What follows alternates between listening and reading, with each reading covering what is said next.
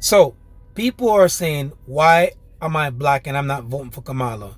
This is one of the many reasons why I can't vote for Kamala.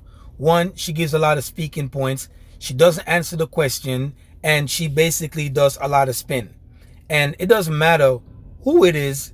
If you cannot answer the question and you're just going to do the spin, the spin, the spin, the spin, I cannot rock with you. People look at skin color when it comes towards this politics thing.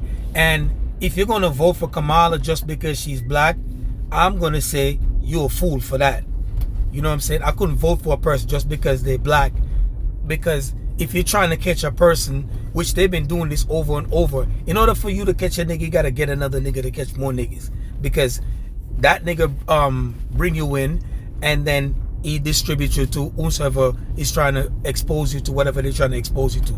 I don't like the fact that she cannot give you a straightforward answer. She just does this spin. You ask her something, she says Trump, Trump, Trump, Trump, Trump, Trump, Trump, Trump, Trump. What that got to do with anything? Just answer the question. Even if it's not the question that, even if it's not the answer that people are not going to like, even though they're going to criticize you anyway, but answer the question. I'm not going to vote for somebody just of skin color. You got to make sense. It could have been a monkey they put in office. I wouldn't care. The monkey got to make sense. A gorilla. It could have been an alien for all I care. You got to make sense. And you've been there 4 years. You've seen all these different things that happen behind the scene. And yet you still have no policies, anything of the sort. Like, make it make sense, man. Make it make sense. More than 70% of people tell the country is on the wrong track. They say the country is on the wrong track.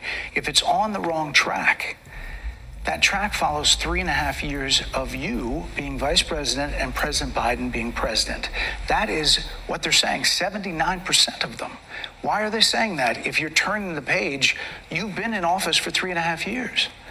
And Donald Trump has been running for office. But you've been the person holding the office. Come on. Madam You Vice and I President. both know what I'm talking about. You and I both know what I'm talking about. I actually don't. What are you talking about? What I'm talking about is that over the last decade, people have become. But listen, over the last decade, it is clear to me, and certainly the Republicans who are on stage with me, the former chief of staff to the president, Donald Trump, former defense secretaries, national security advisor, and his vice president. One, that he is unfit to serve, that he is unstable, that he is dangerous, and that people are exhausted with someone who professes to be a leader who spends full time demeaning and engaging in personal grievances and it being about him instead of the American people. People are tired of that. If that's the case, why is half the country supporting him? Why is he beating you in a lot of swing states? Why, if he's as bad as you say, that half of this country is now supporting this person who could be the 47th president of the United States? Why is that happening? This is an election for president of the United States. It's not supposed to be easy. Okay, so there you have it. And this is just one of the many reasons why I can't rock with this lady. A lot of speaking points, but no policies, no direction or anything of the nature. If you're gonna vote for a person, it gotta make sense. It gotta make sense. This more look like feelings, a vendetta. It looks like more like, okay, I cannot vote for this person because due to the fact that I have this feeling for them, I'm not gonna vote for them. And you should never put your emotions into anything, male nor female. Don't put your feelings into anything. Just look at things and take it for what it is. Take it with a grain of salt, because you cannot use your emotion to think. You should use logic. When you use logic, that's where the thinking comes in. But as you can see, a lot of people in New York City, they just be like, oh, we hate Trump, we hate Trump, we hate Trump. Okay, you hate Trump. Why do you hate Trump? Is it because somebody tell you something? Or because he's white? Or you probably say he's racist. But they put that up on Trump, and you're like, but America is racist. So how can you put racism on one person? I mean, do you see the things that happen around us?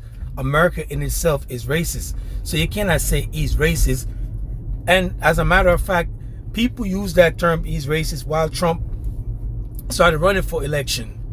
If he wasn't running for election, he wouldn't be racist. I mean, vote for who you want to vote for.